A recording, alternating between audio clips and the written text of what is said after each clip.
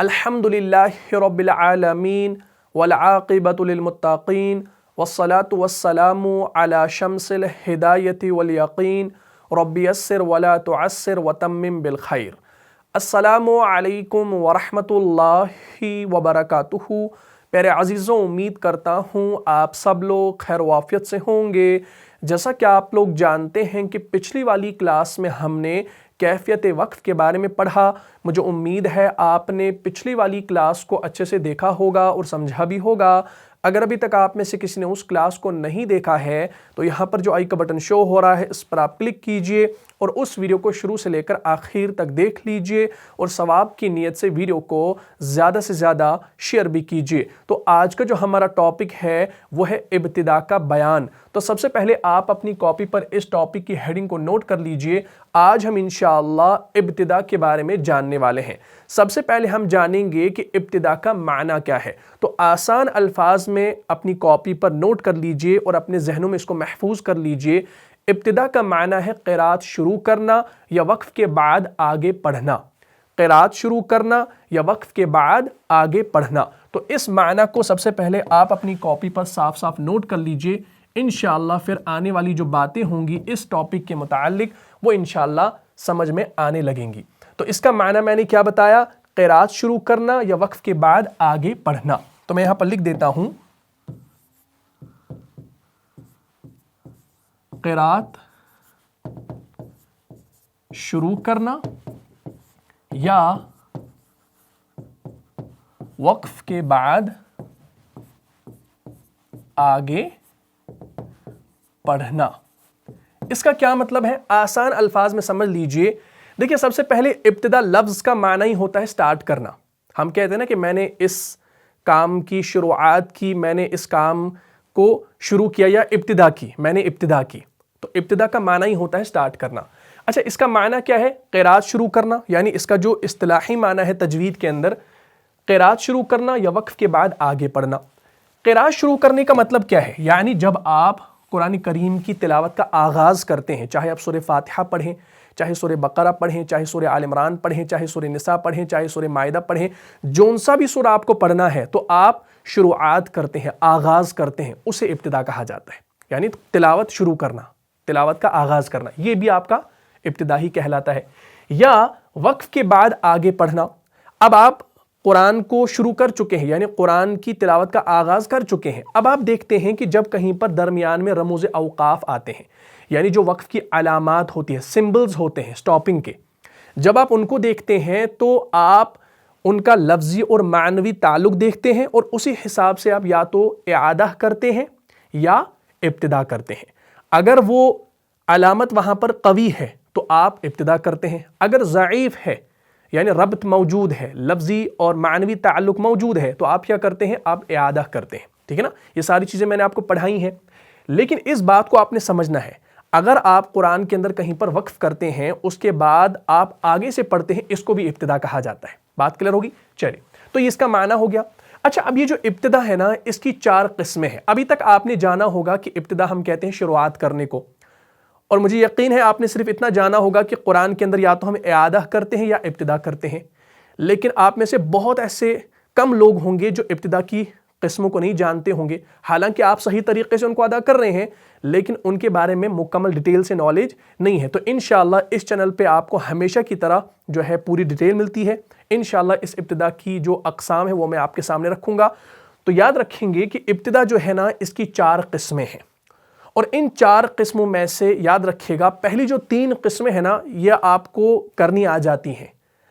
बजाय अगर आप इन अक़साम को नहीं जानते हैं लेकिन आप इनको बखूबी अंजाम देते हैं, यानी इनको करते हैं। लेकिन जो चौथी किस्म है ना, उसको इंशाल्लाह हमने एलॉबरेट करना है, उसको हमने समझना है, और उसके अंदर कुछ पॉइंट्स, कुछ सूरतें हमने याद रखनी है, ताकि इंशाअल्लाह हम कुरान जब पढ़ें तो हम बेहतर तरीके से पढ़ें, समझकर पढ़ें। समझने से मुराद यहाँ पर माना समझकर नहीं, समझने से मुराद कि हम तमाम कवायद को अप्लाई करके पढ़ें। और इंशाअल्लाह जब हम तमाम कवायद को अप्लाई करके पढ़ेंगे तो कुरान जब आप पढ़ेंगे ना, तो आपको मज़ा भी आएगा और उसके अंदर एक खूबसूरती भी पैदा होगी इंशाअल्लाह। तो याद रखिएगा, ये जो इब्तिदा है ना, इसकी 4 किस्में हैं। कितनी? 4 किस्में हैं। और वो 4 किस्में कौन सी हैं? सबसे पहली जिसे हम कहते हैं इब्तिदाई हकीकी। क्या? इब्तिदाए हकीकी, ये पहली किस्म है। दूसरी जो किस्म है वो है इब्तिदाए तकदीरी। तकदीरी मैं इंशाअल्लाह इन तमाम को समझाऊंगा, बात को समझना, ठीक है जी। दो हो गई। तीसरी जो किस्म है वो है इब्तिदाए हुक्मी, और चौथी जो है वो है इब्तिदाए इस्तिलाही। कितनी किस्में हैं भाई? अब इब्तिदा की कितनी किस्में आप आज जानने वाले हैं? 4 किस्में, इब्तिदाए हकीकी, इब्तिदाए तकदीरी, इब्तिदाए हुक्मी और इब्तिदाए इस्तिलाही। इनको आपने समझना है। सबसे पहले हम पहली किस्म के बारे में जानेंगे। आप सबसे पहले इन तमाम चीज़ों को नोट कर लीजिए, जल्दी जल्दी से आप कॉपी पर लिख लीजिए। पहले रफली लिख लीजिए इंशाअल्लाह, बाद में इंशाअल्लाह आप इसको अच्छे तरीके से अपनी कॉपी पर नोट कर लीजिएगा, क्योंकि ये आपको आगे फ़ायदा देंगी। अगर आप चाहते हैं कि आप खुद उस्ताद बनना चाहते हैं तजवीद के, तो आप इंशाल्लाह अपने स्टूडेंट्स को ये पढ़ा सकते हैं, इंशाल्लाह आपको बड़ा फ़ायदा मिलेगा, ठीक है जी। चलिए मैं इनको मिटा देता हूँ। ये 4 आपने लिखी, इब्तिदाई हकीकी, तकदीरी, हुक्मी, इस्तिलाही। तो इन 3 को पहले मिटा देते हैं। पहले हम हकीकी के बारे में बात करते हैं। तो द पॉइंट याद रखें, इब्तिदाई हकीकी यानी क़िराअत शुरू करना। सिंपल, इब्तिदाई हकीकी क्या होता है? क़िराअत शुरू करना, ये होता है इब्तिदाई हकीकी, ठीक। यानी क्या करना? क़िराअत शुरू करना। लेकिन इसमें याद रखिएगा, इसमें एक हुक्म है कि इस इब्तिदा में क्या होता है? इसमें इस्तिआज़ा ज़रूरी है। इस्तिआज़ा ज़रूरी, इस्तिआज़ा समझते हैं ना, आऊज़ु बिल्लाहि मिनश शैतानिर रजीम, यानी जो हम तावुज़ पढ़ते हैं ना, वो इसके अंदर ज़रूरी है। किसके अंदर? इस पहली किस्म के अंदर। यानी इब्तिदाई हकीकी हम कहते हैं क़िराअत शुरू करना। हकीकी इब्तिदा से मुराद ये है कि जब आप कोई भी तिलावत शुरू करेंगे, अगर आप कोई सूरा पढ़ने वाले होते हैं तब भी आप आऊज़ु बिल्लाह और बिस्मिल्लाह दोनों पढ़ते हैं, या अगर आप कहीं दरमियानी आयत पढ़ने वाले होते हैं तब तो बिस्मिल्लाह नहीं पढ़ना होता, बल्कि आऊज़ु बिल्लाहि मिनश शैतानिर रजीम पढ़ना होता है। तो उस इब्तिदा को हम इब्तिदाए हकीकी कहते हैं। बात यहाँ तक क्लियर है? बिल्कुल आसान है। पहली किस्म क्लियर होगी। दूसरी जो किस्म मैंने आपको बताई वो मैंने बताई इब्तिदाए तकदीरी। मैंने शुरू में कहा कि आपने पहली 3 अक़साम अप्लाई की होंगी कुरान के अंदर, लेकिन आज इंशाल्लाह आपको उनका नाम भी पता चल रहा है। अब ये जो इब्तिदाई तकदीरी है ना, इसका क्या मतलब है? यानी किसी सूरत को ख़त्म करके दूसरी सूरत या वही सूरत शुरू करना, ठीक। यानी किसी सूरह को ख़त्म करके दूसरी या वही सूरत पढ़ना। क्या मतलब? यानी इब्तिदाई तकदीरी हम कहते हैं अगर आप कोई सूरा पढ़ रहे हैं, यानी आपने पहले जब आप कुरान खोल रहे हैं, कुरान खोलते वक्त जब आपने कोई सूरा शुरू कर दिया, उसको हम कहेंगे इब्तिदाई हकीकी। अब आपने शुरू किया, आऊज़ु बिल्लाहि मिनश शैतानिर रजीम, बिस्मिल्लाहिर रहमानिर रहीम, अलिफ लाम मीम, ज़ालिकल किताबु ला रैब फीह। आप ये सूरह बकरा शुरू कर रहे हैं। जब आपने सूरह बकरा पूरा मुकम्मल कर लिया, यानी पूरा सूरा आपने मुकम्मल कर लिया, अब आप क्या चाह रहे हैं? अब आप चाह रहे हैं कि मैं दूसरा सूरा शुरू करूं। अब दूसरा सूरा कौन सा है? सूरह बकरा के बाद तीसरा सूरा सूरह आल इमरान। अब आप आल इमरान को शुरू करने वाले हैं। तो जब आप आल इमरान को शुरू करेंगे ना, उसको कहा जाएगा इब्तिदाए तकदीरी, यानी एक सूरा को ख़त्म करके दूसरा सूरा शुरू करना। या अगर वही सूरा दोबारा से पढ़ना चाहें, सूरह बकरा को पहले पूरा पढ़ा और दोबारा से सूरह बकरा को पढ़ना चाह रहे हैं, तो आप बिस्मिल्लाह पढ़ेंगे, दोबारा से सूरह बकरा को पढ़ेंगे, उसको भी कहा जाएगा तकदीरे, यानी इब्तिदाए तकदीरी कहा जाएगा। क्लियर होगी बात? ये आपको याद रखना है, ये बिल्कुल आसान है, बस थोड़ा सा आपको जहन में रखना है ताकि आप अपने तलबा को इंशाअल्लाह ये सिखा सकें, ठीक है जी। चलिए, उसके बाद तीसरी जो किस्म है वो है इब्तिदाए हुक्मी। इब्तिदाए हुक्मी, इसका क्या मतलब है भाई? बिल्कुल आसान है। इब्तिदाई हुक्मी यानी कुरान ख़त्म करके फिर फातिहा से शुरू करना। कुरान ख़त्म करके दोबारा फातिहा से शुरू करना। लेकिन इसमें एक चीज़ का ख्याल रहे कि इसमें जो है बस्मल्लाह ज़रूरी है। बस्मल्लाह हम कहते हैं बिस्मिल्लाहिर्रहमानिर्रहीम, इसको बिस्मिल्लाह भी आप पढ़ें, लेकिन बस्मल्लाह हमारी तजवीद की टर्म है, यानी बा के ऊपर ज़बर है। एक हो गया बिस्मिल्लाह जो हम अपने अल्फाज में कहते हैं, एक है बस्मल्लाह। کیا؟ بسملہ، باسین اور زبر کے ساتھ بسملہ. یعنی اس میں حکم کیا ہے؟ اس میں بسم اللہ ضروری ہے، بسم اللہ الرحمن الرحیم ضروری ہے. کس میں؟ ابتدائی حکمی کے اندر. یعنی آپ نے پورا قرآن کریم ختم کر دیا، پورا قرآن کریم. آپ رمضان میں بیٹھے ہیں اور قرآن لے کر بیٹھے ہیں، صبح آپ نے سورہ فاتحہ سے شروع کیا والناس تک پورا قرآن پڑھا، 114 صورتیں پڑھی. ٹھیک، جب آپ نے 30 پارے مکمل کر لیے، اب آپ چاہ رہے ہیں کہ میں دوبارہ سے کیا کروں؟ شروع کروں. اب آپ سورہ فاتحہ سے دوبارہ پڑھیں گے نا بسم اللہ پڑھ کے، تو اس ابتدا کو کہا جائے گا ابتدائی حکمی.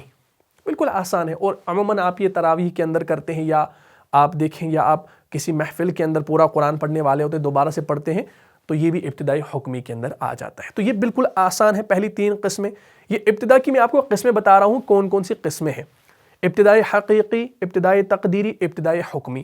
حقیقی قراءت شروع کرنا، نارمل قراءت شروع کرنا، قرآن کھولا، ابھی بیٹھے ہیں قرآن کھولنے کے لیے، تلاوت کا آغاز کیا، ابتدائی حقیقی ہو گیا. پھر آپ نے کسی سورہ کو ختم کر دیا، پھر کیا چاہا کہ دوسری سورت کو یا وہی سورت دوبارہ سے پڑھیں، تو اس کو ابتدائی تقدیری کہا جاتا ہے. اور حکمی کسے کہا جاتا ہے؟ کہ پورا قرآن آپ نے پڑھا، اب آپ دوبارہ سے شروع کرنے والے ہیں سورہ فاتحہ سے، تو اس کو کہا جائے گا ابتدائی حکمی. بات یہاں تک کلیئر ہے؟ تو یہ 3 صورتیں آپ کو الحمدللہ سمجھ میں آ گئی ہوں گی. اب میں ان کو مٹا دیتا ہوں، یا آپ جلدی سے اس کا اسکرین شاٹ لے سکتے ہیں. جلدی سے لے لیجئے. ہو گیا؟ چلے اب سمجھ لیجئے. سمجھ رہے ہو یا نہیں سمجھ رہے ہو؟ سمجھنا پڑے گا انشاءاللہ، ٹھیک ہے، تاکہ آپ قرآن کے اندر ان چیزوں کو اپلائی کریں. یہ بالکل آسان ہے. میں انشاءاللہ آسان کر کے ہی پڑھا رہا ہوں، اور ہر ایک لفظ کو کھول کھول کر بیان کر رہا ہوں، تاکہ بات سمجھنی کیا ہو؟ آسان ہو. ٹھیک ہے؟ ہاں چلیے جی. چوتھی جو قسم ہے وہ کیا ہے؟ ابتدائی اصطلاحی. اصطلاحی ابتدا. اب اس کو سمجھ لیجئے گا. اس میں کیا ہے؟ اس میں تھوڑا سا آپ کو دھیان رکھنا ہے، بات انشاءاللہ کلیئر ہو جائے گی. دیکھیں، ابتدائی اصطلاحی یعنی کلمہ موقوف علیہ کے بعد سے پڑھنا. کلمہ موقوف علیہ کے بعد سے پڑھنا. اب یہ امپورٹنٹ کیوں ہے؟ اس کو سمجھ لیجئے، کیونکہ علماء وقف جو ہے اسی سے بحث کرتے ہیں، اور اس میں کچھ اختلافات بھی آگے چل کے آپ کو ملیں گے جو علماء کرام کے درمیان ہے، قراء حضرات کے درمیان ہے. کچھ کے اندر کچھ ہے، کچھ کے اندر کچھ ہے. ٹھیک، تو یہ آپ کو سمجھنا ہے. تو ابتدائی اصطلاحی ہم کہتے ہیں کلمہ موقوف علیہ کے بعد سے پڑھنا. اس کو سمجھ لیجئے. میں یہاں پر لکھوں کلمہ موقوف علیہ کے بعد سے پڑھنا. اچھا، اس میں اب بحث کیوں ہوتی ہے؟ علماء وقف اسی سے بحث کیوں کرتے ہیں؟ یہ آپ کو سمجھنا ہے. یعنی یہ آپ یاد رکھ لیجئے، یعنی وقف کے بارے میں علماء کرام کا اختلاف ہے کہ کس جگہ سے تلاوت کا آغاز کیا جائے اور کس جگہ پر وقف کیا جائے. یعنی اگر کہیں پر گول دائرہ ہے تو سب لوگ وہاں پر رکتے ہیں، کوئی حرج نہیں اس کے اندر. لیکن جو رموز اوقاف ہے، وقف کی علامات ہیں، تو اس میں کیا ہوتا ہے؟ اس میں اختلاف ہوتا ہے. اس میں علماء کرام کے درمیان کیا ہے؟ علماء وقف کا کیا ہے؟ اختلاف ہے. کچھ لوگ کہیں گے بھائی نہیں یہاں پر نہیں رکنا، کچھ کہیں گے نہیں یہاں پر رکنا ہے. تو یہ اختلاف تو چلتا رہے گا، لیکن انشاءاللہ ہم ان اختلافات کو پرے رکھ کر وہ چیزیں سیکھیں گے جو ہمارے لیے آسان ہوں، اور ہم قرآن کی تلاوت کو آسان طریقے سے سمجھ سکیں، جس میں ہمیں عربی سیکھنے کی ابھی ضرورت نہ ہو. حالانکہ وقف کو سمجھنے کے لیے عربی کا معلوم ہونا ضروری ہے، تاکہ آپ قرآن کے ربط کو سمجھیں، لفظی اور معنوی اعتبار سے اس کو سمجھیں، اور پھر اسی حساب سے وقف کریں. لیکن اب ہر کوئی عربی نہیں جانتا، اسی لیے میں آپ کے لیے آسانی کر رہا ہوں. میں آپ کو وہ چیزیں بتاؤں گا، آپ ان کو انشاءاللہ جب اپلائی کریں گے تو عربی جاننے کی ضرورت فی الحال کے لیے نہیں ہوگی. لیکن میں ایسا نہیں کہہ رہا کہ آپ کو ضرورت نہیں ہے، عربی سیکھنے کی بہت زیادہ ضرورت ہے. ہماری چینل پہ پورے کورسز پڑے ہوئے ہیں. ناؤنز پلے لسٹ دیکھ لیجئے، ورب والا پلے لسٹ دیکھ لیجئے، اور انشاءاللہ آنے والی ویڈیوز آتی رہیں گی انشاءاللہ جو ہم بحال کرنے والے ہیں. بہرحال تو اصطلاحی ابتدا کلمہ موقوف علیہ کے بعد سے پڑھنا. موقوف علیہ آپ سمجھتے ہیں نا، یعنی جس حرف پر آپ وقف کریں گے. یعنی موقوف علیہ ہم کہتے ہیں جس حرف پر ہم نے وقف کر دیا. جیسے الحمدللہ رب العالمین، عالمین کا نون کیا ہے؟ یہ آپ کا موقوف علیہ ہے. یہ آپ سمجھ لیجئے. ٹھیک. اور اصطلاحی ابتدا کا معنی ہے کہ کلمہ موقوف علیہ کے بعد سے پڑھنا. یعنی جب آپ نے کہیں پر وقف کیا اس کے بعد آگے پڑھنا، اس کو بھی ہم ابتدا کہیں گے، لیکن ابتدائی اصطلاحی کہیں گے. لیکن اب یاد رکھیے کہ یہ جو ابتدا ہے نا، ابتدا میں 2 چیزوں کا جاننا ضروری ہے. یہ آپ سمجھ لیجئے.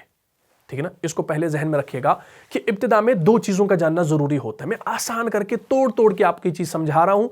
ایک ایک پوائنٹ جو ہے آپ ڈٹو جو ہے نوٹ کر لیجئے, انشاءاللہ بعد میں آسانی ہوگی. تو میں نے کہا کہ ابتدا میں بھی دو چیزوں کا جاننا ضروری ہے. وہ دو چیزیں کیا ہے؟ ایک ہو گیا کیفیت ابتدا اور دوسرا ہو گیا محل ابتدا. میں اس کو لکھ دیتا ہوں. ٹھیک, دو چیزیں جو جاننی ہے, ایک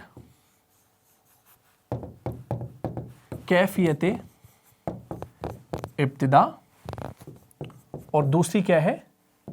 محل ابتدا. کسے کہا جاتا ہے بھائی؟ یہ بھی انشاءاللہ سمجھاؤں گا آسان طریقے سے. پہلے یاد رکھیں کہ ابتدا میں بھی دو چیزوں کا جاننا ضروری ہے. ابتدا میں ابھی اعادہ کی ہم بات نہیں کر رہے, اعادہ کو انشاءاللہ ہم آگے دیکھیں گے. فی الحال ابتدا میں بھی دو چیزوں کا جاننا ضروری ہے, کیفیت ابتدا اور محل ابتدا. کیفیت ابتدا کسے کہا جاتا ہے؟ کیفیت ابتدا ہم کہتے ہیں تلاوت کا آغاز کرنے کی نوعیت یا طریقہ. کیفیت ابتدا تلاوت کا آغاز کرنے کی نوعیت یا طریقہ. تو ہم یہاں پر لکھیں گے تلاوت کا آغاز کرنے کی نوعیت یا تلاوت کا آغاز کرنے کا طریقہ. یہ ہوتا ہے کیفیت ابتدا. اور محل ابتدا کسے کہا جاتا ہے؟ تلاوت کا آغاز کرنے کے جگہ یا مقام کو. تلاوت کے آغاز کرنے کی جگہ یا مقام کو. مقام اور جگہ ایک ہی معنی میں ہے. میں یہاں پر اس لیے آسان کر کے لکھ رہا ہوں تاکہ دونوں الفاظ کو آپ یاد کر لیں. محل کہتے ہیں جگہ کو, مقام کو, ٹھیک, اور کیفیت کہتے ہیں نوعیت کو, طریقے کو. کیفیت ابتدا ہم کہتے ہیں تلاوت کا آغاز کرنے کی نوعیت یا طریقہ, اور محل ابتدا ہم کہتے ہیں تلاوت کے آغاز کرنے کی جگہ یا مقام کو. اگر میں اس کو اور آسان طریقے سے سمجھاؤں, میں اس کو یوں سمجھا سکتا ہوں کہ کیفیت ابتدا کے بارے میں یاد رکھیں کہ سمپل تلاوت شروع کرنے کا طریقہ, کہ تلاوت کو کس طریقے سے شروع کیا جائے, یہ ہوتا ہے کیفیت ابتدا. اور محل ابتدا کو اگر آسان الفاظ میں سمجھاؤں تو سمپل الفاظ میں تلاوت شروع کرنے کی جگہ, یہ ہوتا ہے محل ابتدا. بات کلیئر ہوگی؟ چلیے, تو یہ دو چیزیں آپ نے یاد رکھی. اب ہم سب سے پہلے کیفیت ابتدا کے بارے میں جانیں گے. اس کو مٹا دیتا ہوں, یہ آپ نے نوٹ کر لیا ہوگا. چلیے, اب یہاں پر میں لکھتا ہوں کیفیت ابتدا, یعنی تلاوت کے آغاز کرنے کی نوعیت یا اس کا طریقہ. اب یاد رکھیں کہ کیفیت ابتدا کی صرف ایک صورت ہے. کیا ہے؟ کیفیت ابتدا جو ہے نا, اس کی صرف ایک صورت ہے, یعنی ابتدا بالحرکہ. میں یہاں پر لکھوں ابتدا بالحرکہ. یہ اس کی ایک صورت, جسے کہا جاتا ہے ابتدا بالحرکہ, یہ اس کی ایک صورت ہے. ٹھیک, لہذا کلمہ مبدوعہ کے پہلے حرف پر حرکت ہو تو ابتدا اسی حرکت کے ساتھ ہوگی. مبدوعہ ہم کہتے ہیں کہ یعنی جس پر ہم نے کیا کی, جس سے ہم نے ابتدا کی. بات کرو گی, یعنی صرف یہ جو ایک صورت ہے یہ آپ نے یاد رکھنی ہے کہ وہ ہے ابتدا بالحرکہ. کلمہ مبدوعہ کے پہلے حرف پر حرکت ہو تو ابتدا اسی حرکت کے ساتھ ہوگی, اور اگر حرکت نہ ہو تو حمزۃ الوصل جو ہے نا اس کو قاعدے کے موافق حرکت دی جائے گی. مثال کے طور پر اگر آپ کہیں پر کوئی آیت پڑھ رہے ہیں, آگے حمزۃ الوصل ہے, ٹھیک, حمزۃ الوصل ہے, اور آپ نے یہاں پر وقف کر دیا. اب وہ جو حمزۃ الوصل ہے نا اس پر کوئی حرکت ہے ہی نہیں. اب اس پر تو آپ نے معقول حرکت لگانی ہے نا, اور اس کے لیے بھی آپ کو عربی کا جاننا ضروری ہوتا ہے. لیکن انشاءاللہ میں یہاں پر آپ کو وہ ساری چیزیں بتاؤں گا ایک پوائنٹس کے ذریعے, ایک ٹرک کے ذریعے, تاکہ آپ اس کو آسان طریقے سے قرآن میں سمجھ لیں. اگر کہیں پر وقف کر دیا, اب یہ کیا بن گیا؟ موقوف علیہ. موقوف علیہ کے بعد جب آپ اس حمزہ سے شروع کریں گے, اس کے اوپر حرکت لگا کے, اگر اس کے اوپر کوئی حرکت نہ ہو تو ہم حمزۃ الوصل کو قاعدے کے موافق کیا کریں گے, اس کو حرکت دیں گے اور اس کو پڑھیں گے. تو اب یہ آپ کا بن جائے گا مبدوعہ. کیا بنے گا؟ یہ آپ کا مبدوح بن جائے گا. مبدوح سے مراد یعنی جس سے ہم ابتدا کر رہے ہیں. ٹھیک, اب اگر یہ حمزۃ الوصل ہے تو اس پر کیا لگانی ہے؟ اس پر آپ نے قاعدے کے موافق حرکت لگانی ہے. یہ آپ کو یاد رکھنا ہے. اور یاد رکھیے گا حمزۃ الوصل جو ہے نا اس کو حرکت دینے کے 4 قاعدے ہیں. کتنے قاعدے ہیں؟ 4 قاعدے ہیں. چلیے اب ان کو سمجھ لیجیے, یہ بڑا امپورٹنٹ ہے. میں یہاں پر لکھ دیتا ہوں حمزۃ الوصل کو حرکت دینے کے 4 قاعدے۔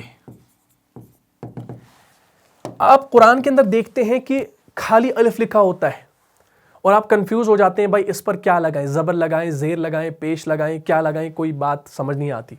اور اگر آپ عربی گرامر پڑھ چکے ہیں تو آپ آسانی سے سمجھ لیتے ہیں، لیکن اب جو عربی نہیں پڑھ چکا، یعنی جو عربی گرامر نہیں جانتا، تو اس کے لیے میں انشاءاللہ آسانی کروں گا نا، تو وہ 4 قاعدے سمجھ لے تو انشاءاللہ آسانی ہو جائے گی۔ سب سے پہلا قاعدہ نمبر 1 یاد رکھے گا، یعنی حمزۃ الوصل جو آپ خالی قرآن کے اندر دیکھتے ہیں اس پر کون سی حرکت لگانی ہے، یہ میں انشاءاللہ آپ کو بتا رہا ہوں۔ سب سے پہلا قاعدہ کہ اگر کلمے کے شروع میں الف لام تعریفی ہو تو حمزہ کو زبر دیا جائے گا، یعنی اگر الف لام تعریف سے کیا مراد، یعنی حمزہ اور لام اگر یہ کسی کلمے کے شروع میں آ رہا ہو اور آپ اس سے ابتدا کرنا چاہ رہے ہو تو اس پر آپ کیا لگائیں گے، زبر لگائیں گے۔ اور زبر کس پر لگائیں گے بھائی، ہم اوپر حمزۃ الوصل کی بات کر رہے ہیں تو یہ جو ال ہے نا اس پر لگائیں گے۔ مثال کے طور پر ہم جب سورہ فاتحہ پڑھتے ہیں ہم کیا پڑھتے ہیں، الحمدللہ رب العالمین، حالانکہ الحمد کے حمزہ کے اوپر کوئی حرکت نہیں ہوتی، ہم خود بخود الحمد پڑھتے ہیں، ٹھیک۔ لیکن اگر ہم بسم اللہ الرحمن الرحیم ایسے رحیمی، اس میم زیر کو آگے ملائیں گے، بسم اللہ الرحمن الرحیم مل حمدللہ، تو ہم یہاں پر مل پڑھیں گے، کیا، MIL مل حمدللہ، اس حمزہ کو نہیں پڑھیں گے۔ لیکن جب ہم پڑھیں گے بسم اللہ الرحمن الرحیم، اب بسم اللہ الرحمن الرحیم کی میم کیا بن گئی، موقوف علیہ، موقوف علیہ کے بعد اب آپ کا مبدو کون سا بن گیا، مبدو یعنی ابتدا کرنے والا حرف کون سا بن گیا، حمزہ بن گیا، اور حمزہ کے اوپر حرکت لگانی ہے، یہاں پر کوئی نہیں ہے۔ تو آپ نے جانا کہ جب کسی کلمے کے شروع میں الف لام تعریف ہو تو الحمد کے شروع میں الف اور لام تعریف ہے تو آنکھ بند کر کے زبر لگے گی، نہ زیر لگے گا نہ پیش لگے گا۔ کہیں پر بھی جب الف لام تعریف ہو کسی کلمے کے شروع میں، یا اسی طریقے سے اللہ کا نام ہے، اللہ کے نام میں بھی شروع میں الف اور لام تعریف ہے تو حمزہ پر کیا لگے گا، زبر لگے گا۔ اسی طریقے سے قرآن کے اندر ہے الذی، تو اس پر الذی نہیں لگے گا بلکہ اس پر لگے گا الذی، کیوں، کیونکہ الف اور لام تعریف شروع میں آ رہا ہے۔ اسی طریقے سے الذین ہے، کیا لگے گا، اس پر بھی الذین، یعنی حمزہ پر زبر دیا جائے گا۔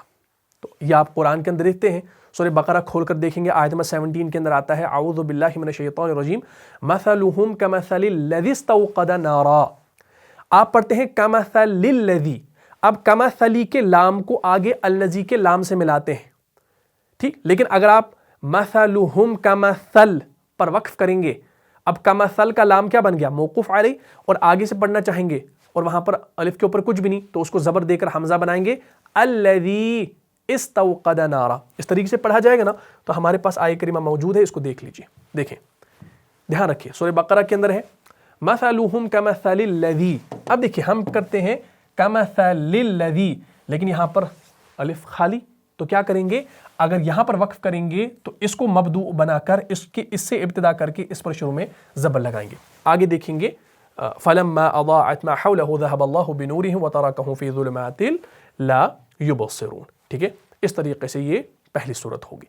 یا اسی طریقے سے سورہ بقرہ کے اندر آتا ہے الذین کا لفظ آتا ہے، آگے چل کے آیت نمبر 21 میں یا ایھا الناس اعبدوا ربکم الذی خلقکم والذین من قبلکم لعلکم تتقون، اب آپ کیا پڑھتے ہیں، یا ایھا الناس اعبدوا ربکم الذی، ربکم الذی، اب ربکم کے میم کو آگے لام سے ملاتے ہیں، ربکم الذی، لیکن اگر ربکم پر وقف کریں گے، ربکم پر، اور آگے کیا پڑھیں گے، الذی خلقکم والذین، اب والذین میں واو کو لام سے ملاتے ہیں، لیکن اگر واو کو الگ کریں تو کیا پڑھا جائے گا، الذین من قبلکم لعلکم تتقون۔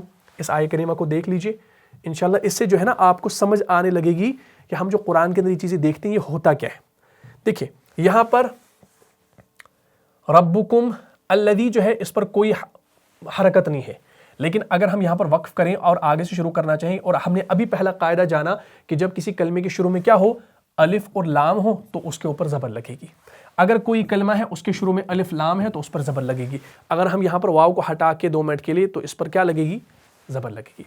اب آپ سوچ رہے ہو کہ یہاں پر بھی یہ حمزہ خالی ہے، اس کا قاعدہ ابھی میں انشاءاللہ بتاؤں گا، لیکن میں بتا رہا ہوں جس کلمے کے شروع میں الف اور لام تعریف ہو، الف لام تعریف ہو، اگر لام تعریف نہ ہو تو اس کا قاعدہ الگ ہوگا، جیسا کہ یہاں پر ہے اعبدو، یہاں پر پیش لگاتے ہیں کیونکہ یہاں پر لام تعریف نہیں ہے.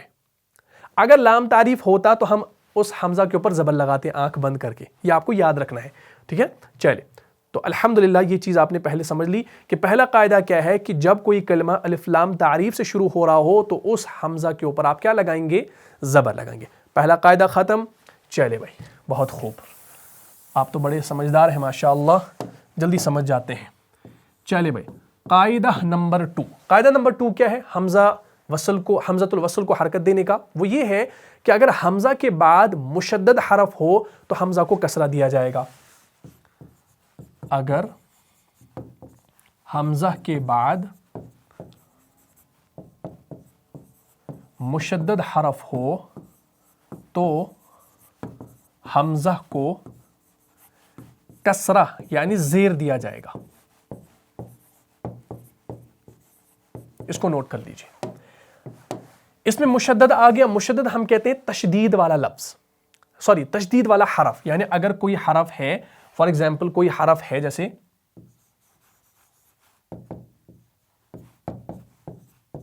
ٹھیک, اب یہاں پر تا کے اوپر کیا ہے؟ شد ہے, اور اس سے پہلے میں شروع میں کیا لگا دوں؟ ایک حمزہ لگا دوں خالی لگایا میں نے. اب مجھے خود بتاؤ اس قاعدے کو پڑھ کے, اگر حمزہ کے بعد مشدد حرف ہو تو حمزہ کو کسرہ دیا جائے گا. اب حمزہ کے بعد کیا ہے؟ حمزہ کے بعد شد والا آ گیا, یعنی شد مشدد آ گیا, تو اب اس حمزہ کے نیچے کیا لگائیں گے؟ خود بخود کسرہ, اس کے نیچے زیر لگائیں گے. تو یہ بنے گا اتبعوا, اور قرآن کے اندر ہے یہ سورہ بقرہ کی آیت نمبر 170 کے اندر, اعوذ باللہ من الشیطان الرجیم وَإِذَا قِيلَ لَهُمُ اتَّبِعُوا مَا أَنزَلَ اللَّهُ قَالُوا بَلْ نَتَّبِعُ مَا أَلْفَيْنَا عَلَيْهِ آبَاءَنَا إِلَى آخِرِهِ. تو آپ شروع میں کیا پڑھتے ہیں؟ وَإِذَا قِيلَ لَهُمُ اتَّبِعُوا. اب لہم شروع میں آتا ہے لہم, اور لہم کے میم کے اوپر کیا ہوتا ہے؟ پیش ہوتا ہے. تو اس میم پیش کو آپ آگے براہ راست اس تا سے ملاتے ہیں, اس حمزۃ الوصل کو ڈراپ کرتے ہیں. لیکن اگر آپ لہم پر ہی وقف کریں تو آگے شروع کس سے کرنا ہے؟ حمزہ سے شروع کرنا ہے, اور حمزہ پر کوئی حرکت نہیں ہے. لیکن جب آپ نے جانا ہوگا کہ اگر حمزہ کے بعد مشدد ہو تو کیا کریں؟ تو اس حمزہ کے نیچے زیر لگائیں گے. تو اس پر نہ پیش لگے گا نہ زبر لگے گا بلکہ زیر لگے گی. وَإِذَا قِيلَ لَهُمْ اتبعوا ما انزل الله قالوا بل نتبع ما الفينا عليه آباءنا اولو كان آباؤهم لا يعقلون شيئا ولا يهتدون. تو یہ آیت کریمہ ہے, اس کو دیکھ لیجئے, بات انشاءاللہ سمجھ میں آنے لگے گی. دیکھیں کیا ہے بھائی, دھیان رکھیے, یہ دیکھیں وَإِذَا قِيلَ لَهُمْ. اب یہاں پر خالی ہے تو آپ نے جانا کہ حمزہ کے بعد جب تا نہیں کوئی اور حرف ہو لیکن مشدد ہو, تو مشدد ہے تو اس کے نیچے زیر لگے گی. کب لگے گی؟ جب اس سے ابتدا کریں گے. لیکن اگر ابتدا نہیں کریں گے بلکہ لہم کو ہی آگے ملائیں گے تو اس کو پڑھنے کی ضرورت نہیں ہوتی. لکھا تو جاتا ہے, یہ حمزۃ الوصل ہو جاتا ہے, یعنی وصل کی صورت میں اس کو پڑھا نہیں جاتا. اس کا ساؤنڈ جو ہے وہ کیا ہو جاتا ہے؟ بند ہو جاتا ہے. لکھا جائے گا لیکن اس کا ساؤنڈ جو ہے وہ بند ہو جائے گا, یعنی میوٹ ہو جائے گا. بات کلیئر ہوگی. وَإِذَا قِيلَ لَهُمُ اتَّبِعُوا, اور اگر آگے پڑھیں اتبعوا تو اس پر کیا لگائیں گے؟ اس پر زیر لگائیں گے. لیکن اب آپ سوچ رہے ہیں کہ باقی جگہ تو کہیں پر پیش آیا ہے, اس کی کیا وجہ ہے؟ ایک اور بات یاد رکھیے گا, سورہ بقرہ میں ہی ایک آیت آتی ہے, الفاظ یوں ہیں اِذْ تَبَرَّأَ الَّذِينَ اتُّبِعُوا. اب وہ جو وہاں پر جو ہے اتبعوا کا لفظ آیا ہے نا, اس کے حمزہ کے اوپر پیش لگے گا. یہ آپ کو نٹشل میں یاد رکھنا ہے.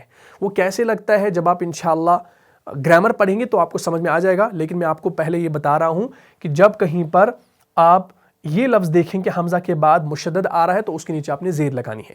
لیکن سورہ بقرہ کی آیت نمبر 166, اس کو انشاءاللہ دیکھ لیجئے گا, وہاں پر آیا ہے اِذْ تَبَرَّأَ الَّذِينَ اتُّبِعُوا, اور لیکن وہاں جو اتبعوا ہے نا اس پر زیر نہیں لگے گا بلکہ پیش لگے گا. تو یہ قاعدہ آپ نے جو ہے ایکسپشنل یاد رکھنا ہے کہ وہاں پر کیا لگے گا؟ پیش لگے گا. تو سورہ بقرہ کی آیت نمبر 166 آپ جب دیکھیں گے اِذْ تَبَرَّأَ الَّذِينَ اتُّبِعُوا مِنَ الَّذِينَ, تو پہلے والے میں کیا لگائیں گے؟ پہلے والے میں پیش لگائیں گے اور بعد والے میں زیر لگائیں گے, جیسا ہم نے آپ کو سکھایا ہے. ٹھیک ہے جی. چلیے یہ دیکھیں, یہاں پر آ رہا ہے اذ تبرأ الذین اتبعوا. لیکن اگر آپ یہاں پر وقف کریں گے تو آپ اس پر کیا لگائیں گے؟ اس پر پیش لگائیں گے. یہ آپ کو پہلے اس طریقے سے یاد رکھنا ہے زبانی، بعد میں جب آپ گرامر پڑھیں گے تو انشاءاللہ بات سمجھنی اور آسان ہو جائے گی. تو یہ ہمارا دوسرا قاعدہ تھا. تیسرا قاعدہ انشاءاللہ سمجھ لیجئے، اس کو بھی یاد رکھیں. دوسرا قاعدہ کیا تھا کہ اگر حمزہ کے بعد مشدد آ جائے تو حمزہ کے اوپر کیا لگے گی؟ کون سی حرکت آئے گی؟ قصرہ، زیر آئے گی. قاعدہ نمبر 3، یہ بھی امپورٹنٹ ہے. اگر حمزہ کے بعد ساکن حرف ہو، پہلے لکھیں، اگر حمزہ کے بعد ساکن ہو، ساکن سے مراد کوئی ایسا حرف جس کے اوپر سکون ہو اور اس کے بعد پیش نہ ہو، اور اس کے بعد پیش نہ ہو، اس کے بعد پیش بھی نہ ہو تو کسرہ دیا جائے گا. تو حمزہ کے نیچے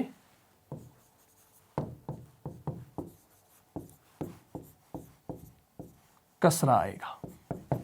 تو حمزہ کے نیچے آپ نے کیا لگانی ہے؟ آپ نے زیر لگانی ہے. کب لگانی ہے؟ اگر حمزہ کے بعد ساکن ہو اور اس کے بعد پیش نہ ہو. اس پر دھیان رکھیے گا، اس کے بعد پیش نہ ہو تب جا کے حمزہ کے نیچے کیا لگے گی؟ زیر لگے گی. جیسے آپ کے پاس ایک لفظ آتا ہے قرآن کے اندر، ارجع. اب آپ دیکھ سکتے ہیں ارجع میں یہاں پر شروع میں کیا ہے؟ حمزہ ہے، اور حمزہ کے بعد را کیا ہے؟ ساکن ہے، اور اس کے بعد آگے کیا ہے؟ جیم. جیم کے نیچے زیر ہے، پیش نہیں ہے. اگر پیش ہو تو الگ رول ہے، لیکن اگر حمزہ کے بعد ساکن ہو تو ساکن ہے، اور پیش نہ ہو اور پیش نہیں ہے تو اس حمزہ کے نیچے آپ نے زیر لگانی ہے. یہ رول آپ کو یاد رکھنا ہے. سورہ یوسف کے اندر آپ نے دیکھا ہوگا آیت نمبر 50 کے اندر، اعوذ باللہ من الشیطان الرجیم وقال الملک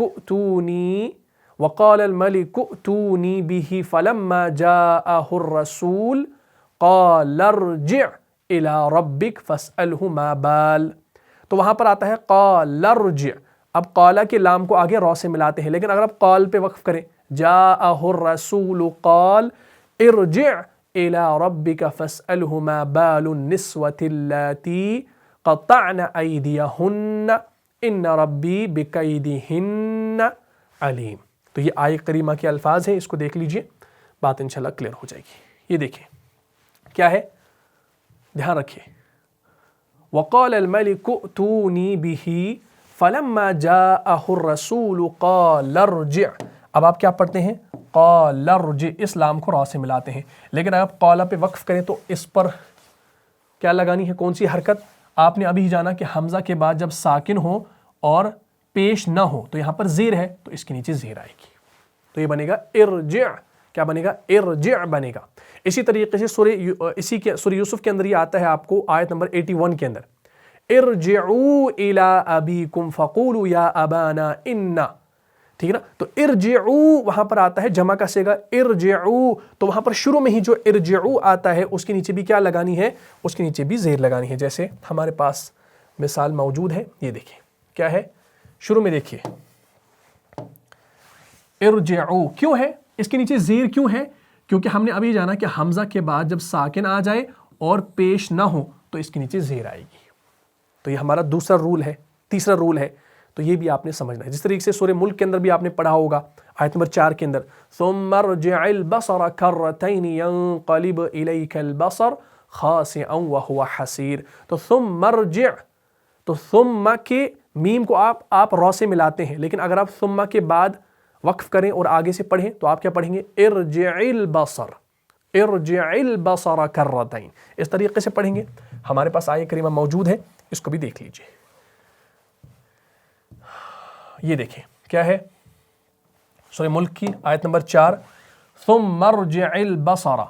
اب آپ دیکھیں گے اس میم کو را سے ملایا، لیکن اب یہاں پر یہ خالی ہے نا حمزہ، اس پر کیا لگائیں گے؟ اس پر زیر لگائیں گے. بھائی کیوں؟ اگر آپ سے کوئی پوچھے تو آپ بتائیں گے قاعدہ یہ ہے کہ جب کسی کلمے کے شروع میں حمزۃ الوصل ہو، حمزہ ہو، اس کے بعد والا ساکن ہو اور پیش بھی نہ ہو تو اس کے نیچے زیر لگے گی. یہ آپ کا تیسرا قاعدہ ہے، اس کو انشاءاللہ سمجھ لیجیے. اسی طریقے سے مشہور آیت کریمہ جو آپ نے سورہ فجر کے اندر سنی ہوگی، سورہ فجر یہ آپ کا سورہ نمبر 89 ہے، اس میں آیت نمبر 28 میں آتا ہے ارجعی الی ربک راضیۃ مرضیہ. تو ارجعی ہم پڑھتے ہیں، وہاں پر بھی حمزہ کے نیچے کوئی حرکت نہیں ہوتی تو ہم وہاں پر خود بخود کیا لگاتے ہیں؟ زیر لگاتے ہیں۔ بھائی اب اگر کوئی آپ سے وجہ پوچھے، حالانکہ آپ کو فعل امر کے اندر پڑھنا ہے، لیکن یہاں پر میں آپ کو یہ ساری چیزیں اس لیے سمجھا رہا ہوں تاکہ قرآن کے اندر آپ بغیر عربی سیکھے اس کو ادا کر سکیں۔ تو یہاں پر ارجعی لگائیں گے۔ کیوں لگائیں گے؟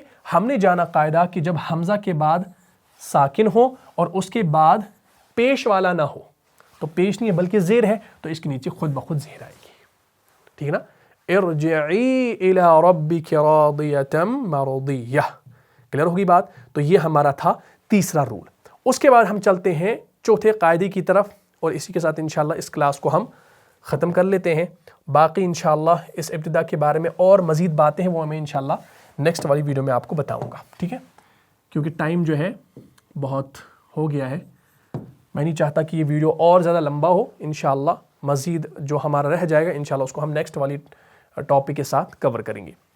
چوتھا جو قاعدہ ہے وہ یہ ہے کہ اگر حمزہ کے بعد ساکن حرف ہو، یہی رول ہے، اگر حمزہ کے بعد ساکن ہو، یعنی کوئی ایسا حرف ہو جو سکون کے ساتھ ہو اور اس کے بعد پیش ہو، اور اس کے بعد پیش ہو، اس کے بعد پیش ہو، پچھلے والے رول میں کیا تھا کہ پیش نہ ہو تو زیر آئے گی، لیکن اگر پیش ہو تو حمزہ کو پیش دیا جائے گا۔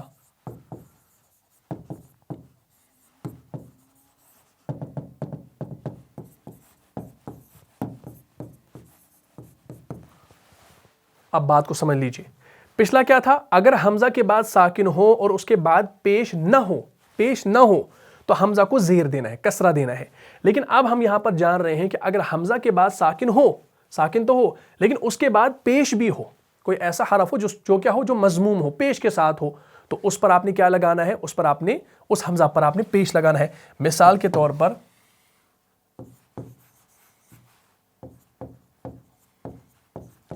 میں نے یہاں پر کیا کیا؟ میں نے یہاں پر دال کے اوپر سکون لگا دیا اور بعد والے پر پیش لگا دیا۔ اب میں یہاں پر شروع میں ایک حمزہ لا رہا ہوں، بتاؤ اس کے اوپر کون سی حرکت لگے گی؟ اگر حمزہ کے بعد ساکن ہو اور اس کے بعد پیش ہو تو حمزہ کو پیش دیا جائے گا۔ اب یہاں پر نہ زیر لگے گی نہ زبر لگے گا بلکہ پیش لگے گا۔ رول آپ نے یاد رکھنا ہے، ادخلوها بسلام آمنین۔ ادخلو اصل ہے اور ہا ضمیر سے متصل آگی، ادخلوها۔ آپ دیکھ لیجئے ہمارے پاس آیہ کریمہ جو ہے موجود ہے، یہ دیکھیں کیا ہے، ادخلوها بسلام آمنین۔ بھائی یہاں پر حمزہ کے اوپر پیش کیوں ہے؟ کیونکہ دال ساکن ہے، اس کے بعد پیش بھی آ رہا ہے تو اس وجہ سے پیش آ گیا۔ اگر یہاں پر پیش کے بجائے زیر ہوتا تو اس کے نیچے کیا آتی؟ زیر آتی، لیکن پیش ہے اس لیے پیش آ گیا۔ یہ رول آپ نے یاد رکھنا ہے، کلیئر ہوگی بات؟ اچھا، اسی طریقے سے آپ دیکھیں گے سورہ زمر کے اندر بھی آپ کو ملتا ہے، آیت نمبر 73 کے اندر، وَسِيقَ الَّذِينَ اتَّقَوْا رَبَّهُمْ إِلَى الْجَنَّةِ زُمَرًا حَتَّى إِذَا جَاءُوهَا وَفُتِحَتْ أَبْوَابُهَا وَقَالَ لَهُمْ خَزَنَتُهَا سَلَامٌ عَلَيْكُمْ طِبْتُمْ فَادْخُلُوهَا خَالِدِينَ۔ تو وہاں پر کیا ہے؟ فَادْخُلُوهَا، ایسے جہاں رکھیے وہاں پر ہے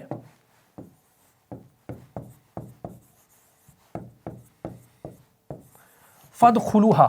وہاں پر پہلے اصل میں ادخلو فعل ہے، لیکن وہاں پر شروع میں فا آ گیا ہے پس کے معنی میں۔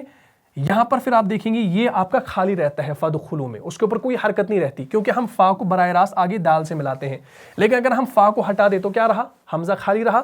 اب ہم دیکھیں گے جب حمزہ خالی رہا تو اس پر کون سی حرکت لگے گی؟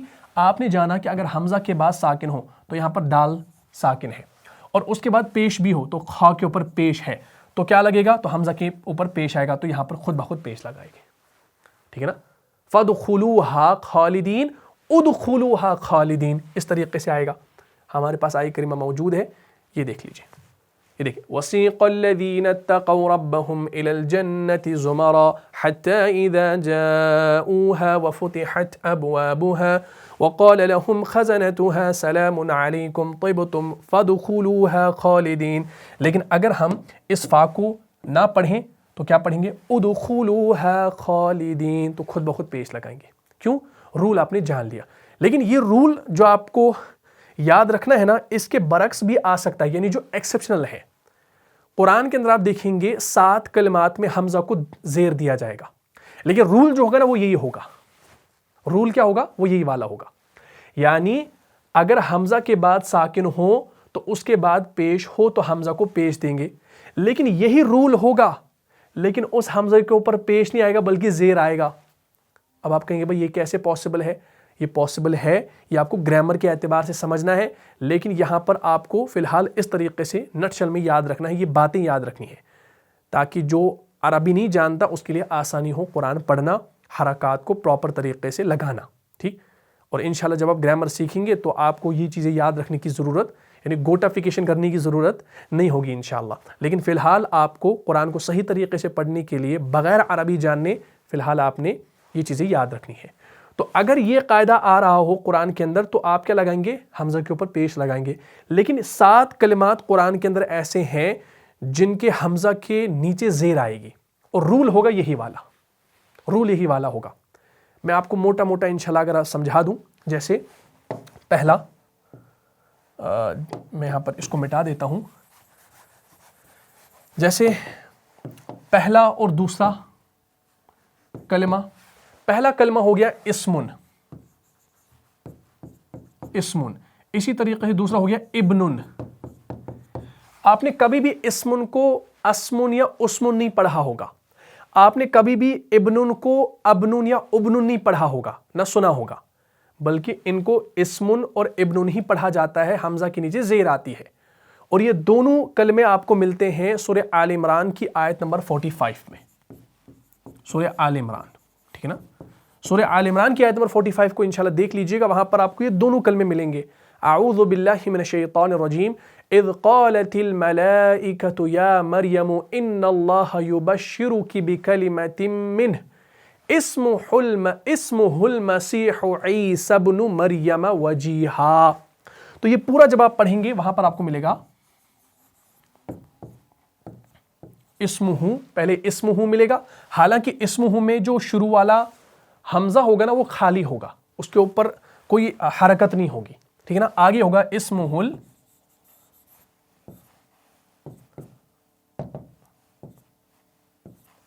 المسیح عیسی ابن، ایسے عیسی ابن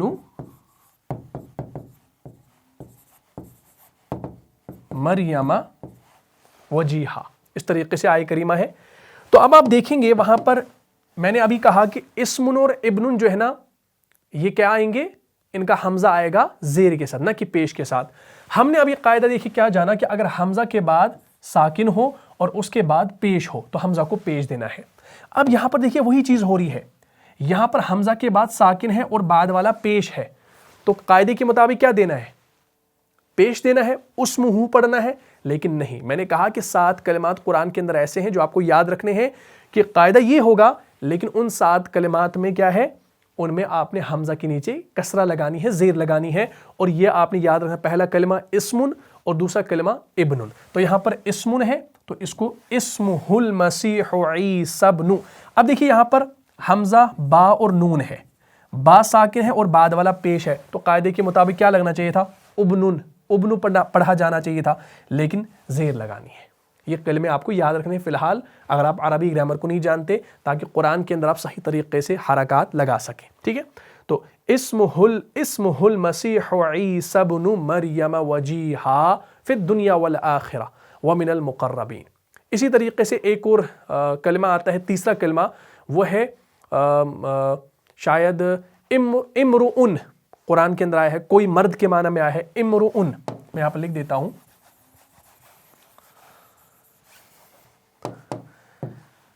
تیسرا کلمہ امرؤن، اس طریقے سے امرؤن ہے، اس کا معنی ہوتا ہے کوئی مرد، اور یہ سورہ نساء کے اندر آیا ہے، اس کو انشاءاللہ دیکھ لیجئے گا۔ تو امرؤن دیکھیے اس میں کیا ہو رہا ہے، یہی قاعدہ، حمزہ کے بعد والا ساکن اور بعد والا پیش آنا چاہیے، پیش، لیکن آتا کیا ہے؟ زیر آتا ہے۔ تو یہ کلمے آپ کو فی الحال اپنی کاپی پر نوٹ کرنے ہیں، جو کلمے میں یہاں پر آپ کو 7 کلمے بتاؤں گا نا ان کو نوٹ کیجئے گا اور قرآن کے اندر دیکھ لیجئے گا۔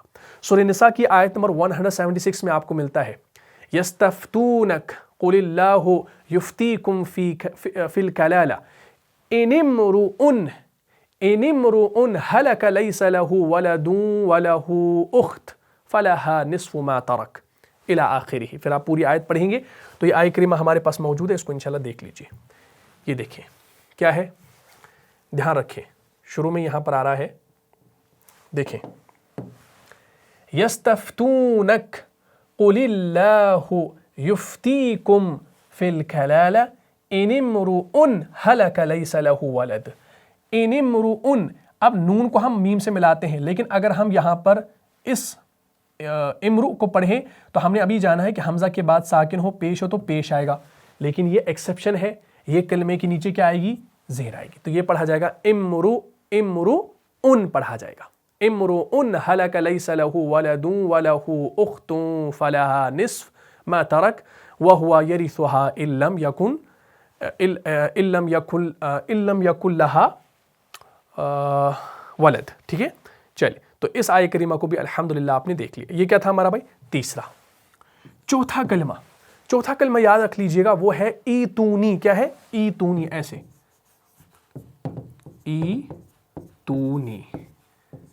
ایتونی میں کیا ہو رہا ہے، یا کے اوپر سکون، بعد والا پیش کے ساتھ، تو کیا آنا چاہیے، قاعدے کے مطابق پیش آنا چاہیے، لیکن پیش نہیں آتا بلکہ زیر آتی ہے، اور ایتونی کا معنی ہوتا ہے لے آؤ میرے پاس، یعنی میرے پاس لے آؤ۔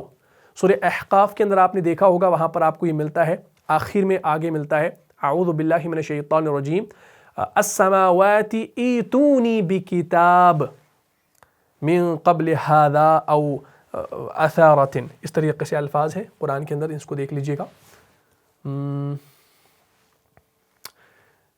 یہ دیکھیں، ہاں یہ دیکھیں، آپ جب شروع سے اس کو پڑھیں گے، قل ارأیتم ما تدعون من دون اللہ ارونی ماذا خلقوا من الارض ام لهم شرک فی السماوات ایتونی بکتاب من قبل، ایتونی کیا ہم لگاتے ہیں بھائی، یہاں پر زیر لگاتے ہیں، کیونکہ ہم نے یہاں پر وقف مطلق کو دیکھا اور آگے سے پڑھنا شروع کیا تو اس پر زیر لگانی ہے، حالانکہ رول کے اعتبار سے کیا آنا چاہیے تھا، اویتونی آنا چاہیے تھا، لیکن اویتونی نہیں پڑھا جاتا ہے، ایتونی پڑھا جاتا ہے، یہ ایکسیپشنل آپ نے یاد رکھنا ہے، بات کلیئر۔ چلیے تو اسی طریقے سے چوتھا بھی آپ نے الحمدللہ سمجھ لیا۔ اسی طریقے سے ایک اور کلمہ آتا ہے قرآن کے اندر غالباً امشو، ہاں یہ ہمارا پانچواں کلمہ امشو، میم کے اوپر سکون ہے، شین کے اوپر پیش ہے، تو قاعدے کے مطابق پیش آنا چاہیے، لیکن کیا آتا ہے، زیر آتا ہے۔ سورہ صاد کی آیت ہے، سورہ صاد کی آیت نمبر 6 کے اندر ملتا ہے، اعوذ باللہ من الشیطان الرجیم، وانطلق الملأ منہم ان امشوا واصبروا علی آلہتکم ان ھذا لشیء یراد، اس طریقے سے الفاظ آپ کو ملتے ہیں قرآن کے اندر، ٹھیک ہے۔ تو مثالیں میں انشاءاللہ اس لیے آپ کو دے رہا ہوں تاکہ آپ اس کو سمجھیں، قرآن کے اندر دیکھیں، وانطلق الملأ منہم ان امشوا، ہم یہاں پر ان امشوا پڑھتے ہیں، نون کو میم سے ملاتے ہیں، لیکن اگر ان کے بعد وقف کریں تو کیا کرنا ہے، قاعدے کے اعتبار سے دیکھیں گے، حمزہ کے بعد ساکن ہے اور بعد والا مشدد بھی ہے، مشدد نہیں بلکہ مضموم ہے، تو اس پر پیش لگانا ہے، تو بنے گا امشو، لیکن امشو نہیں پڑھا جاتا، امشو پڑھا جاتا ہے، تو یہ آپ نے کلمہ یاد رکھنا ہے، بہت خوب۔ تو پانچواں ہو گیا۔ اسی طریقے سے ہمارا چھٹا ایک آتا ہے ابنو، یہ بناؤ کے معنی میں ہے، ٹھیک، ابنو، چھٹا ہے ابنو، دیکھیے یہاں پر بھی ہم کیا لگاتے ہیں، زیر لگاتے ہیں، کیوں، حالانکہ قاعدہ اوپر والا ہے لیکن ایکسیپشن ہے، یہ آپ کو یاد رکھنا ہے۔ تو یہ ہمارا چھٹا ہے، اس کا معنی ہوتا ہے بناؤ، بنانے کے معنی میں۔ سورہ کہف میں آپ نے پڑھا ہوگا، اگر آپ روزانہ سورہ کہف جمعہ کے روز پڑھتے ہیں تو آپ نے پڑھا ہوگا، آیت نمبر 21 میں آتا ہے، اعوذ باللہ من الشیطان الرجیم، وَكَذَلِكَ أَعْثَرْنَا عَلَيْهِمْ لِيَعْلَمُوا أَنَّ وَعْدَ اللَّهِ حَقٌّ وَأَنَّ السَّاعَةَ لَا رَيْبَ فِيهَا إِذْ يَتَنَازَعُونَ بَيْنَهُمْ أَمْرَهُمْ فَقَالُوا ابْنُوا عَلَيْهِمْ بُنْيَانًا، فَقَالُوا ابْنُوا، تو ہم فَقَالُوا کے لام کی پیش کو آگے با سے ملاتے ہیں، فَقَالُوا ابْنُوا عَلَيْهِمْ بُنْيَانًا، لیکن اگر ہم فَقَالُوا پر وقف کریں، بَيْنَهُمْ أَمْرَهُمْ فَقَالُوا ابْنُوا عَلَيْهِمْ بُنْيَانًا، تو ہم نے یہاں پر زیر لگانی ہے، کیوں، کیونکہ اب آپ نے یہ کلمہ یاد رکھا ہے، ٹھیک ہے۔ جیسے ہمارے پاس یہ ہے، دھیان رکھیے کیا ہے، وَكَذَلِكَ أَعْثَرْنَا عَلَيْهِمْ لِيَعْلَمُوا أَنَّ وَعْدَ اللَّهِ حَقٌّ وَأَنَّ السَّاعَةَ لَا رَيْبَ فِيهَا إِذْ يَتَنَازَعُونَ بَيْنَهُمْ أَمْرَهُمْ فَقَالُوا ابْنُوا، یہ ہے فَقَالُوا ابنو ہے اصل میں، لیکن ملانے کی صورت میں فَقَالُوا ابْنُوا، تو ہم یہاں پر اس پیش کو آگے با سے ملاتے ہیں اور یہ حمزۃ الوصل ہے، کلیئر ہوگی بات۔ لیکن اگر یہاں سے شروع کریں گے تو کیا لگائیں گے؟ پیش نہیں لگائیں گے قاعدے کے مطابق. تو یہ کلمہ یاد رکھنا ہے, اس کے نیچے زیر آئے گی. ٹھیک ہے, چلیے یہ باتیں آپ کو کون بتائے گا؟ یہ آپ کو انشاءاللہ ہماری چینل پہ ملے گا انشاءاللہ. تو ثواب کی نیت سے انشاءاللہ اس کو شیئر بھی کیجئے ساتھ ساتھ, اس سے ہمیں جو ہے حوصلہ افزائی ہوتی ہے. اگر آپ ہماری ویڈیو کو شیئر کرتے ہیں اس سے ہمیں حوصلہ افزائی ملتی ہے. اسی طریقے سے یہی آپ کو ابنو کا لفظ آپ کو ملتا ہے سورہ صافات کے اندر آیت نمبر 97 میں, قالوا بنوا له بنیانا. ٹھیک, تو وہاں پر قالوا بنوا له, تو قالو کے بعد ابنو له بنیانا پڑھیں گے. ٹھیک ہے, یعنی انہوں نے کہا کہ اس کے لیے ایک عمارت بناؤ, پھر اس کو شعلے مارتی ہوئی آگ میں جھونک دو. ٹھیک ہے, اچھا اسی طریقے سے آخری انشاءاللہ کلمہ بتا دیتا ہوں, وہ ہے اقضو. کیا ہے؟ اقضو. اقضو کا معنی ہوتا ہے تم کر گزرو, یعنی تم کر گزرو, اس کا یہ معنی ہے اقضو یعنی تم کر گزرو. تو یہاں پر بھی دیکھیے بعد والا ساکن اور پھر پیش, تو یہاں پر کیا آ گئی؟ زیر آ گئی, پیش نہیں آ گیا قاعدے کے مطابق. تو یہ کلمہ آپ نے یاد رکھنا ہے. سورہ یونس کی آیت نمبر 71 کے اندر آپ کو ملتا ہے اعوذ باللہ من الشیطان الرجیم وَاتْلُ عَلَيْهِمْ نَبَأَ نُوحٍ إِذْ قَالَ لِقَوْمِهِ يَا قَوْمِ إِن كَانَ كَبُرَ عَلَيْكُمْ مَقَامِي وَتَذْكِيرِي بِآيَاتِ اللَّهِ فَعَلَى اللَّهِ تَوَكَّلْتُ فَأَجْمِعُوا أَمْرَكُمْ وَشُرَكَاءَكُمْ ثُمَّ لَا يَكُنْ أَمْرُكُمْ عَلَيْكُمْ غَمَّةً ثُمَّ قُضُوا إِلَيَّ وَلَا تُنظِرُونَ. تو ثُمَّ قُضُوا جب آپ پڑھتے ہیں تو میم کو آگے قاف سے ملاتے ہیں. تو یہ ہمارے پاس آیہ کریمہ موجود ہے, اس کو انشاءاللہ دیکھ لیجئے. یہ دیکھیے کہاں آ گیا بھائی؟ آخر میں آپ دیکھیں گے, ہاں, امرکم علیکم غمہ ثم قضوا. ثم قضوا, تو اس میم کو آگے قاف سے ملاتے ہیں, لیکن اگر آپ یہاں پر ثم پر وقف کریں تو کیا پڑھیں گے؟ اقضوا الی ولا تنظرون. تو اس کلمے کو بھی انشاءاللہ آپ نے یاد رکھنا ہے. تو یہ کیا تھا بھائی؟ یہ تھا کیفیت ابتدا کے حوالے سے. ٹھیک ہے نا, یہ ساری چیزیں جو ہم نے ابھی پڑھی یہ کیفیت ابتدا کے حوالے سے تھی.